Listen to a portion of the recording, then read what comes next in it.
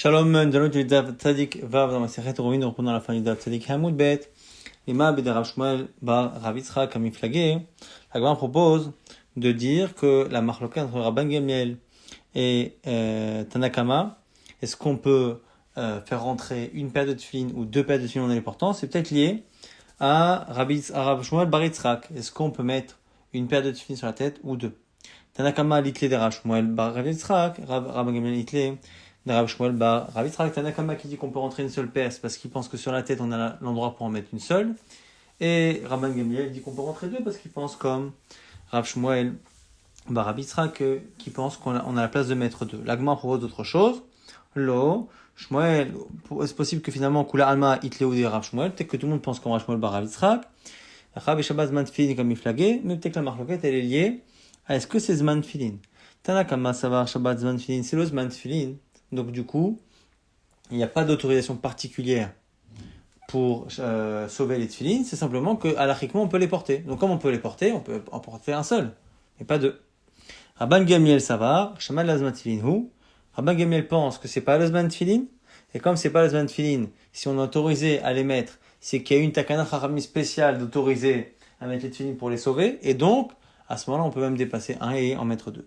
Autre possibilité, Baïtema, Kulama Shabbat, Zman Tfilin, peut-être que tout le monde est d'accord que Shabbat, c'est le Zman des Tfilin. Mais la marloquette, elle est-ce que pour accomplir une mitzvah, il faut avoir l'intention de ou pas. Tanakama savar latzet, lo ba'e kavana. Et selon Rabban Gamliel, savar latzet ba'e kavana. Selon Tanakama, on peut finalement faire une mitzvah sans forcément avoir de kavana. Alors selon Rabban Gamliel, il faut absolument avoir la.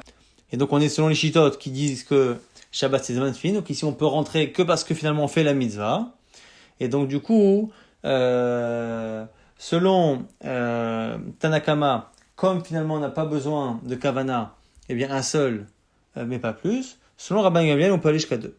Puisque ici le problème de porter un deuxième, c'est éventuellement de faire baltosif, de rajouter sur la mitzvah. Or, comme il faut absolument avoir une kavana selon Rabban Gamliel, on ne peut pas être ouvert sur baltosif si on n'a pas eu la kavana. Alors que, selon Tanakama, comme on peut faire la mitzvah sans kavana, on peut aussi transgresser baltosif sans avoir forcément la kavana. C'est pour ça qu'on se limitera à un seul. Autre possibilité, encore une fois, peut-être que tout le monde est d'accord qu'il ne faut pas de kavana pour faire une mitzvah. Mais ici, c'est par rapport à baltosif lui-même.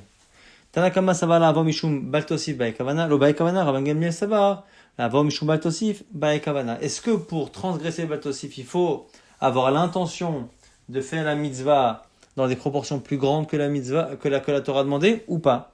Selon Tanakama, même sans cette mauvaise intention, on est chayav, on est envers, et donc c'est pour ça qu'on ne pourra pas avoir deux, même sans la mauvaise kavana. Alors selon Rabban Gamliel, il faut absolument avoir une mauvaise kavana. Donc quoi ici? J'ai pas de mauvaise kavana, je peux en porter deux. Et bah, il suffira là. Shabbat Zman Tfilin Hu, Kula Alma, Lola Avor, Ba'e Kavana, Velo Latzet, Ba'e Kavana. L'Agma nous dit, c'est possible que finalement, on dise que, on pense que Shabbat, c'est Zman Tfilin. Et tout le monde pense qu'il n'y a pas besoin de Kavana ni pour transgresser Baltosif, ni même pour faire la mitzvah. V'achabela Avor, Shelo Bizmano, Kamiflagé. La question, elle est surtout par rapport au fait d'être envers baltosif à un moment qui n'est pas son zman. Donc la Gemara finalement dit que si effectivement on pensait que Shabbat c'était un moment des tefilin, on serait dépendant de est-ce que la Havor ou la Tzet ba'e kavana. Mais ici non, on dira que finalement on pense que c'est pas le zman tefilin. La question c'est quand on fait baltosif, c'est-à-dire qu'on rajoute à un moment où c'est plus la mitzvah et que on n'a pas la kavana de faire cette mitzvah là, est-ce qu'il y a baltosif ou pas? C'est ça la marloquette. Tanakama savaloba et kavana. Selon Tanakama, même si on n'est pas au zman de la mitzvah et qu'on n'a pas de kavana, eh bien c'est un problème. Donc c'est pour ça qu'on ne peut pas en avoir un deuxième sur la tête. Rabban Gamliel l'avor chez l'obizmano ba kavana. Rabban Gamliel dit non. Quand on est en dehors du moment de la mitzvah, parce que c'est Shabbat, il faut absolument avoir une kavana pour être envers son baltosif. On m'a dit, si c'est cela, les Rabbi Meir, zug echad namilo. Alors si c'est cela, au final, selon Rabbi Meir, même une seule paire de tefilin, on pourrait pas, c'est pas le zman tefilin, et donc c'est baltosif. La Gemara dit ve'od, Hashem bashemini basuka, ilke. Et en plus, si c'est cela, celui qui dormirait dans la souka le 8e jour, eh bien, il serait loqué Mishum Bal Tosif. La Gemara dit là, Mechavarta Kedeshanim Beikara, la Gemara réfute la dernière réponse, et dit qu'à la limite, il faut en choisir une parmi les premières. Alors, Youman Shamatle Shabbat Zman Tfilin, où tu as entendu qu'il y a un avis qui pense que Shabbat, c'est un moment où il y a encore la mitzvah des Tfilin. La Gemara dit c'est Rabbi Akiva. Pourquoi, Tanya? Shamarta Tahukazot le Moada Yamim Yamim. Dans la paracha des Tfilin, c'est marqué tu garderas cette règle. Les Moada en son temps, Miyamim Yamima, d'époque, d'année en année. Miyamim Yamima. Et là-bas, ça parle de Pessah et ça parle aussi des Tfilin. Ici, on dit que ça parle des Tfilin. Du coup, Yamim Velolelot. Yamim Yamima, il y a marqué 2 fois Yamim. Une fois Yamim pour dire le jour, Velolelot et pas la nuit. Après Miyamim, en disant Miyamim parmi les jours, Velo Kohamim et pas tous les jours. Prat et Shabbatot Yom Tovim, ça exclut Shabbat et Yom Tov. Dit vrai Rabbi Yossi Galili, ça c'est Rabbi Yossi Galili qui fait cette dracha. Rabbi Akiva Omer, l'onema chouka el alein Pesach bilvad. Lui dit non, tout ce passage-là, ce chouka, miyamim yamima là-bas, c'est par rapport au korban Pesach qui était cité précédemment. Et donc, selon lui, il n'y a pas de limitation, a priori, pour les tefillin. A priori, ni jour ni nuit, il y a des limitations, et ni la semaine, ni Shabbat et Yom Tov. Agma dit, elle a dit nan, à Pesach ve'amila, mizot assez. Pourtant, il y a une Mishnah qui dit quoi? Qui dit que Pesach et Mila, ce sont des mitzvot positives, non pas des mitzvot négatives, mitzvot positives de faire le korban Pesach et de faire la Mila. Lema de l'Oké Rabbi Akiva, est-ce que ce serait contre Rabbi Akiva? Pourquoi? C'est comme Rabbi Akiva a dit que le passage de Veshamarta Tahuka, tu garderas cette règle, elle ne parle pas des tefillin, elle parle de Pesach. Et comme c'est marqué avec le langage Veshamarta, tu garderas, Veshamarta en général dans la Torah, c'est toujours ça rend une mitzvah négative. Donc si il comprend que Veshamarta Tahuka Azot, c'est par rapport à Pesach, ça veut dire que le korban Pesach c'est une mitzvah négative. Or la Mishnah a dit que c'était positif. Et donc Rabbi Akiva, pourquoi dire qu'Rabbi Akiva si c'est comme Rabbi Akiva qui va démoquer le Pesach, puisqu'il a expliqué le verset comme étant sujet à Pesach, l'Avnami Ika qui était Rabbi Avin Baramilai, il faudrait appliquer ce que dit Rabbi Avin Barabi Elai. Rabbi Avin Amarabi Elai, comme Shlema Ishamer, pen ve'al, à chaque fois que la Torah dit garde-toi, Ishamer, pen, fais attention, ve'al et ne fais pas, et no, et là, ve'lotarase, ça rend la mitzvah, ça retourne la phrase de telle sorte à ce que ça devienne une mitzvah négative. Et donc ici, ça devrait être aussi négatif. La Gemara dit dans la philo, Tema Rabbi Akiva, non, c'est compatible avec Rabbi Akiva, Ishamer de lav, Ishamer de assez. Donc finalement, cette Mishnah peut être très bien selon Rabbi Akiva, parce que finalement, c'est même s'il lui dit que le verset de Ishamer de Shamarta et Tahuka, c'est Milachon Ishamer, eh bien, Ishamer d'Elav, quand la phrase semble négative, le Ishamer, donc Ishamer garde-toi de ne pas faire cela, effectivement c'est un lav. Par contre, Ishamer d'Erasé, quand on te dit tu garderas, et c'est une misa qui semble dans la structure de la phrase être une misa positive, ça reste tout de même un assez. Et donc la Mishnah, là-bas qui dit que Mila et Pessah c'est une misa positive et non pas négative, c'est pas forcément contre Rabbi Akiva. La Gemara dit, ça va Rabbi Akiva, Shabbat Zman Tfilin hu. Donc maintenant on revient sur ce qu'on a dit. On a dit que selon Rabbi Akiva, Shabbat c'est Zman Tfilin. Pourquoi? Parce que la source de Rabbi Yossi Galili, qui exclut Shabbat de Zman Tfilin, Rabbi Akiva dit que ça parle de Pessah. Donc automatiquement, Shabbat est censé être tous les jours de l'année, dont Shabbat et Yom Tov. Mais Tanya, pourtant il y a une braïta qui dit Rabbi Akiva Omer, Yachol yani achadam tfilin b'Shabbatot de Yom Tov. Est-ce que c'est possible que un homme ait les tfilin et le Shabbat et Yom Tov? Tamuloma, la Torah dit Yalehot al yadecha, ce sera un hôte sur ta main. Mitri shisrichin hôte, les jours qui ont besoin d'un hôte, d'un signe pour se rappeler d'Hachem, eh bien, ont besoin d'être fin. Yatsuelu en gufan hot. Parce qu'effectivement, le Shabbat, c'est marqué hot hil olam.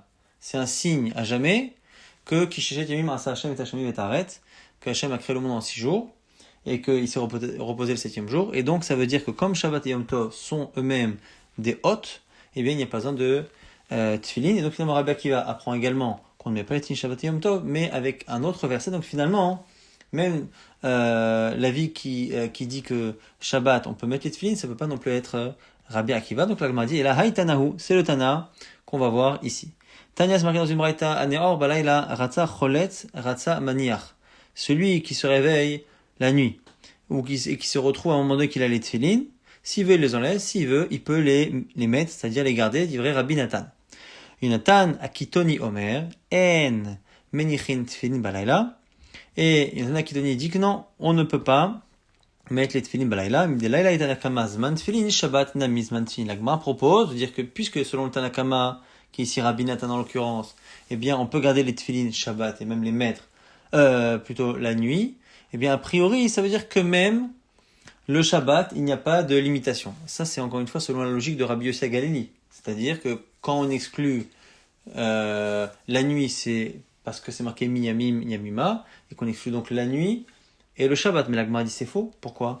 Dimas dira les lailazman tfilinhu. Il peut très bien penser que la nuit on met les tfilin et Shabbat lavzman tfilinhu et que Shabbat on ne dit on met pas. Pourquoi? Comme Rabbi Akiva a exclu le Shabbat parce que c'est un hôte, mais il n'a pas forcément exclu la nuit.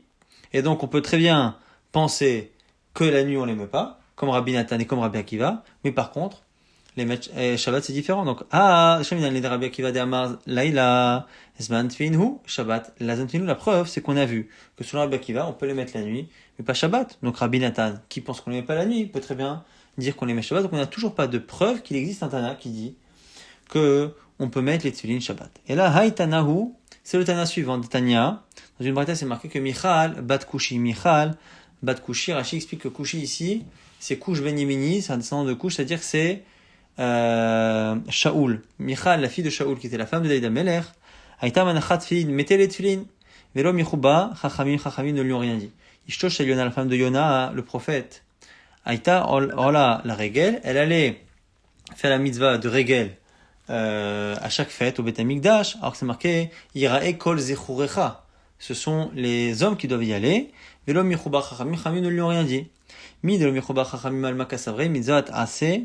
Shelo Azman Gramahi, puisque ils ont autorisé ces femmes-là à les mettre, la Gemara pense pour l'instant que ça veut dire que c'est pas une misa qui dépend du temps, et donc ça veut dire que selon ce Tana-là qui pense que ces femmes mettaient, eh bien il n'y a pas de limite dans le temps, il n'y a pas de jour où on ne peut pas les mettre, parce qu'une misa qui dépend du temps, c'est une misa qui disparaît à certains moments et qui réapparaît à d'autres moments. Donc dans cet avis-là, c'est forcé qu'on les mettait donc tous les jours de l'année. Là, Gemara dit c'est pas non plus une preuve. Gemara dit non, mais dis-là ça va aller, qui est Rabbi Yossi, peut-être qu'il pense comme Rabbi Yossi, des Amanashim Somchot Reshut, que la smicha sur les korbanot, que c'est pas obligatoire d'appuyer sur la tête du korban pour une femme, eh bien, même si c'est pas obligatoire, Somchot Reshut, elles peuvent le faire, elles ont l'autorisation de le faire. Et donc peut-être que c'est une mitzvah qui dépend du temps, les tfilin, les femmes n'en ont pas l'obligation, mais elles ont le droit de le faire. Et donc, toujours pas de preuve qu'on a un Tana qui pense qu'on peut mettre. Car si tu ne dis pas cela, dans tous les cas, pour expliquer cela, mais Ishto shel Yona eta ola le regel velo michuba. La misa d'aller pèleriner au Beth Amikdash à chaque fête. Là, c'est évident que ça dépend du temps. Mikal et Madama, les regel, la misa assez shazman grama. Est-ce que c'est possible de dire que cette misa d'aller la regel ne dépend pas du temps? C'est sûr qu'elle apparaît au fait et qu'elle disparaît après. Donc forcément, que le fait qu'on ait laissé la femme de Yona faire le pèlerinage, c'est bien la preuve qu'on a laissé des femmes faire des mitzvot qui dépendent du temps. Donc, disons pareil pour les tfilin, que ça dépend du temps, mais qu'on a laissé la femme de David Amelech, la fille de Shaoul, le faire, et la kassava reshut, achanami reshut. Donc, encore une fois, on n'a toujours pas de réponse à qui pense que Shabbat c'est zman tfilin. Et la haïtanahi, c'est le Tana suivant, Netanya, amotse tfilin, machnisan zug zug, echad ish, ve'echad aisha. Si on trouve des tefilin pendant Shabbat dans les champs et qu'on doit les protéger, on les rentre paire par paire, que l'on soit un homme ou que l'on soit une femme. Echad chadashot, echad ishanot, que les tefilin soient anciens ou pas, d'ivrei Rabbi Meir, tout ça c'est selon Rabbi Meir. Rabbi Yehuda Oser, Rabbi Yehuda interdit bechadashot s'ils sont nouveaux parce qu'on a vu qu'on n'a pas la trace et donc on n'a pas la certitude que ce sont des tefilin et non pas un kaméa. Ou matir beishanot, et il autorise avec des anciens. On voit bien que la marloquette n'est que sur les nouveaux ou les anciens. Aval be'isha, l'obligé, mais mashma qu'une femme peut les mettre. Shma mina mizat ase, shelo azman grama, chol mizat shelo azman grama, nashim chava mashma que les deux, Rabbi Meir et Rabbi Yehuda ici, sont d'accord que les femmes peuvent rentrer les tefilin pendant Shabbat. Ça veut dire que elles sont concernées par la mitzvah et donc ça ne dépend pas du temps. Et si ça ne dépend pas du temps, ça veut dire que c'est une mitzvah que l'on fait tous les jours, Shabbat inclus. Là, Gemara dit non. Dit Masavalek, Rabbi Yossi, là aussi, on peut dire que c'est comme Rabbi Yossi, que quoi? Qu'elles n'ont pas l'obligation, parce que ça ne dépend pas du temps, parce qu'on les met pas Shabbat, mais simplement, elles peuvent le faire. Des Amanashim Somchot Reshut, comme on a dit il y a quelques instants. L'Agmara réfute. Elle dit, lo salkadatar, tu peux pas dire ça. Delo, Rabbi Meir, ça va là qui Rabbi Yossé. Velo Rabbi Uda, ça va là qui Rabbi Yossé. Parce que Rabbi Meir et Rabbi Uda qu'on a cités ici ne sont pas d'accord avec ce Rabbi Yossi. Pourquoi? Lo salkadatar, delo Rabbi Meir, pourquoi là? Lo Rabbi Meir, ça va là qui Rabbi Yossé. Rabbi Meir ne pense pas comme Rabbi Yossi. Ditnan, c'est marqué dans une Mishnah. En me'agvin et tatinokot, milit koa. On n'empêche pas les enfants de sonner le chauffard à Rosh Hashanah alors qu'ils n'ont pas la mitzvah. Mais de là on déduit que les enfants, on ne leur interdit pas parce qu'au moins ils apprennent pour plus tard. Hanashim, mais Agvin, machma que les femmes, non.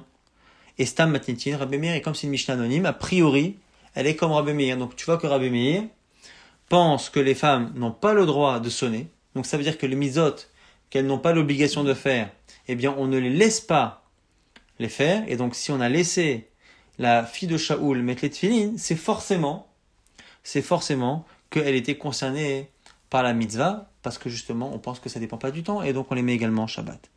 Et pareil pour Rabbi Uda, le Rabbi Uda, ça va là qu'il y a Rabbi aussi, Tania, c'est marqué dans une Braïta, Dabel ben Israël, Vesamach. Parle au ben Israël, et après, c'est marqué un peu plus loin, Vesamach yado al Rosh Hashanah, il posera la main, il appuiera la main sur la tête du Rola, du Korban. Ben Israël somrin, Ben Israël somchot. De là, tu vois que les hommes le font, les ben Israël, et pas les filles d'Israël, pas les filles. Rabbi Yosef et Rabbi Shimon omrim, Nashim somchot reshut. Et c'est là que Rabbi Yossi et Rabbi Shimon disent qu'elles peuvent le faire. Ou Stam Sifra Mani, Rabbi Yuda, et comme c'est une braïta qui est dans la Sifra, le livre Sifra, a priori, le rédacteur c'est Rabbi Yuda, et donc le Tanakama ici c'est Rabbi Yuda. Et donc tu vois que Rabbi Yuda ne laisse pas la possibilité aux femmes de faire une mitzvah qui dépend du temps. Donc si, eh bien, on a laissé les femmes mettre pour rentrer, c'est forcément que on pense que ça ne dépend pas du temps, et donc qu'on doit les mettre également Shabbat. Maintenant, la Gemara nous rapporte une autre halakha. Amar Rabbi Lazar, on verra après le rapport avec notre Mishnah.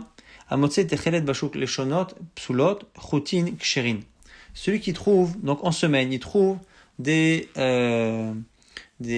morceaux de laine colorés en techelet qu'on peut utiliser pour le tzitzit.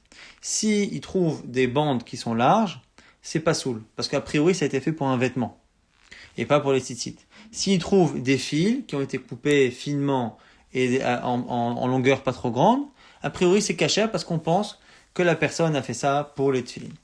Maïshna les shonot, dama adata de glimat, ça vient inou l'agma dit pourquoi faire une différence? Si c'est des gros morceaux, a priori ça a été fait pour un vêtement. Chotina minima adata de glimat tvinu, t'as qu'à dire pareil pour les fils, l'agma dit non. Beshizurim, ce sont des fils qui sont composés de plusieurs fils qu'on a tordus les uns avec les autres, donc des fils retors, c'est-à-dire qu'on a fait un fil à partir de plusieurs fils, et ça en général, eh bien, on va le voir tout de suite, on ne fait pas ça pour rien. Agmadi shizurim na minima data des sivta des glima aifinhu, peut-être qu'on a fait ça pour les franges des vêtements, l'Agmara dit non. Bemufsakim, c'est ils ont été coupés, et comme ils ont été coupés, tu vois bien que ça n'a pas été prévu pour être dans le vêtement, mais a priori pour les tzitzit, des coulées, hay, vadai lotarche, inche, parce que les gens ne se fatiguent pas à couper et à faire autant de travail pour quelque chose qui n'est pas justement pour les tzitzit.